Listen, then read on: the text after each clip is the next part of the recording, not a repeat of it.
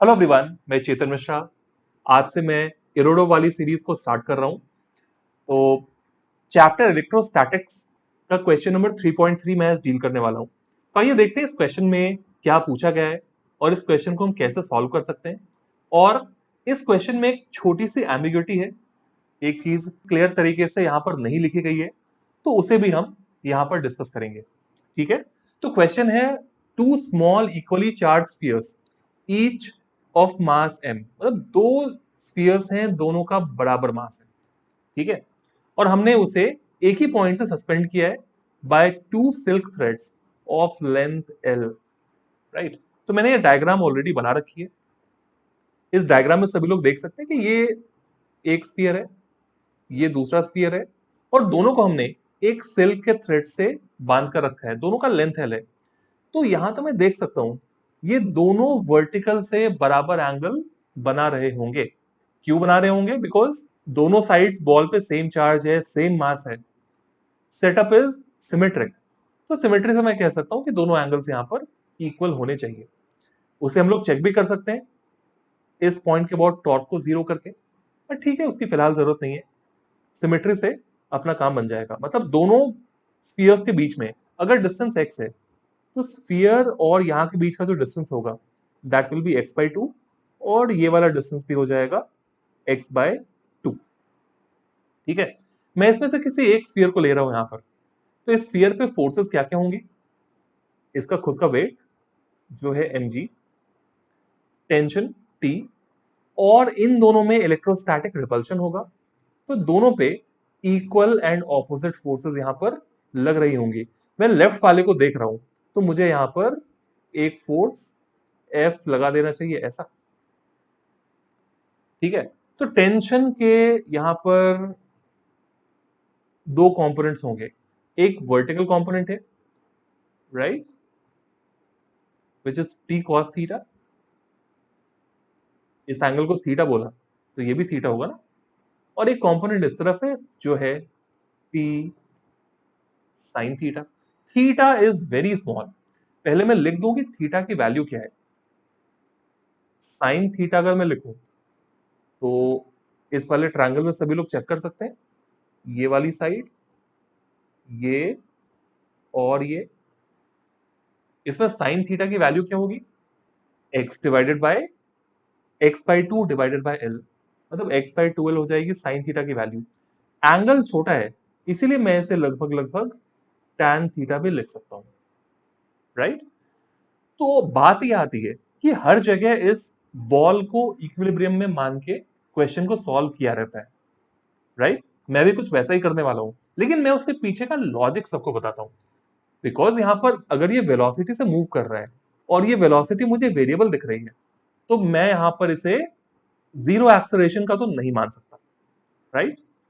तो एक्सेलरेशन अगर जीरो नहीं है तो फोर्सेस भी बैलेंस नहीं होने चाहिए, ये बात बिल्कुल सही है। लेकिन एक चीज जो क्वेश्चन ने मेंशन नहीं की है, जो हमें मानना पड़ेगा, कि ये जो चार्ज लीक हो रहा है ना, this happens quasi statically. Quasi statically मतलब हुआ बहुत स्लो, इतना स्लो कि हर मोमेंट पर इक्विलिब्रियम स्टैब्लिश करेगा। जैसे सभी लोगों ने थर्मोडायनेमिक्स में पढ़ा होगा कि जो प्रोसेसेस हम लोग वहां पर देखते हैं, उन सारे प्रोसेसेस को हम क्या मानते हैं? क्वासी स्टैटिक या फिर रिवर्सिबल। इक्विलिब्रियम हर मोमेंट पर एग्जिस्ट कर रही है। तो यहां पर भी चार्ज इस तरीके से बहुत धीरे धीरे लीक कर रहा है कि हर मोमेंट पर इक्विलिब्रियम है। ठीक है, तो ये अजम्पशन हमें लेना पड़ेगा। इस अजम्पशन के बिना इस क्वेश्चन को हम सॉल्व नहीं कर पाएंगे। ठीक है, तो ये अजम्पशन हमने ले लिया। अब यहां पे कुछ खास बचा नहीं है। टी कॉस थीटा ऊपर, mg नीचे, कर दे बैलेंस। कर दिया मैंने। टी कॉस थीटा की वैल्यू आ गई कितनी? mg आ गई। हॉरिजॉन्टल में भी लगभग फोर्सेस बैलेंस ही होंगी। यहां पर आ जाएगा टी साइन थीटा की वैल्यू कितनी हो जाएगी? मैं लिख सकता हूं k, दोनों पे चार्जेस q और q हैं, तो मैं इसको q square divided by x square लिख दूंगा। इसको बोलता हूं इक्वेशन 1, इसको बोलता हूं इक्वेशन 2। 2/1 अगर हम कर लें, हमें क्या मिलने वाला है? ये हमें मिल जाएगा tan थीटा LHS में, और RHS में क्या मिल जाएगा, KQ square divided by mg x square. और हमने tan थीटा को तो यहां पे निकाला हुआ है ना कि tan थीटा लगभग x बाय 12 के बराबर होगी, तो क्या मैं इसे x बाय 12 लिख सकता हूं? यहां तक क्लियर है? हमने क्या किया, फोर्सेस को बैलेंस किया और फिर साइन थीटा को बोला लगभग tan थीटा है, और उसकी वैल्यू यहां पर हमने पुट कर दी। ठीक है, अब इसको सॉल्व करके हमें Q की वैल्यू निकालनी है। यहां से चेक करो what is the value of Q। Q square रखते हैं एक साइड, बाकी सारी चीजों को भेज देते हैं दूसरी साइड, तो हमें मिल जाएगा mg x cube divided by k ले आए नीचे 12k, और Q की वैल्यू चाहिए, तो क्या इसी पर हम रूट चढ़ा दें?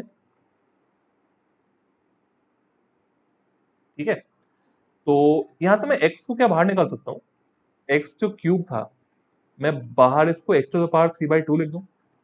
मैंने बाहर इसको इसलिए किया क्योंकि यहां पर ये जो सारी वैल्यूज है ना ये कांस्टेंट है, वेरिएबल सिर्फ ये है, तो वेरिएबल और कांस्टेंट को हमने अलग अलग कर दिया ताकि हमें कैलकुलेट करने में थोड़ी आसानी हो। I hope you are following me. आगे बढ़ते हैं। उसके बाद हमें कैलकुलेट करना है dq बाई dt, तो कर लेते हैं डिफरेंशिएट, अपना क्या जा रहा है। dq बाई dt की वैल्यू कितनी आ जाएगी, ये तो कांस्टेंट टर्म है, this will remain as it is. चलो मैं पावर हाफ को रूट लिख देता हूं, ये हो गया mg डिवाइडेड बाय 2lk। अच्छा, k को मैं 1/4πε0 भी लिख सकता हूं, ठीक है, मैं फिलहाल इसको ऐसा ही छोड़ रहा हूं। x टू द पावर 3/2, इसका differentiation c/2 x to the power half into dx by dt। क्या dx बाई dt वेलोसिटी होगी, और क्वेश्चन ने वेलोसिटी की वैल्यू क्या दी है, क्वेश्चन ने वेलोसिटी को कहा है a बाय रूट एक्स। तो मैं क्या करूंगा नेक्स्ट स्टेप में, मैं इन सारी चीजों को ठीक से लिख दूंगा। 3/2 रूट के अंदर क्या आ गया भाई, रूट के अंदर आ गया जो ऑलरेडी था 12k, और यहां पर x to the power half जो है मैं इसे लिख दूंगा रूट एक्स, और ये जो dx बाई dt है ये तो वेलोसिटी हो गई ना, मैं वेलोसिटी को लिखूंगा जो क्वेश्चन में दे रखा है a by root x. Root x गया, मतलब जो फाइनली dq बाई dt की वैल्यू है ना कि the rate at which the charge is leaking out, ये वैल्यू कितनी आ जाएगी 3a/2 under root mg by 12k।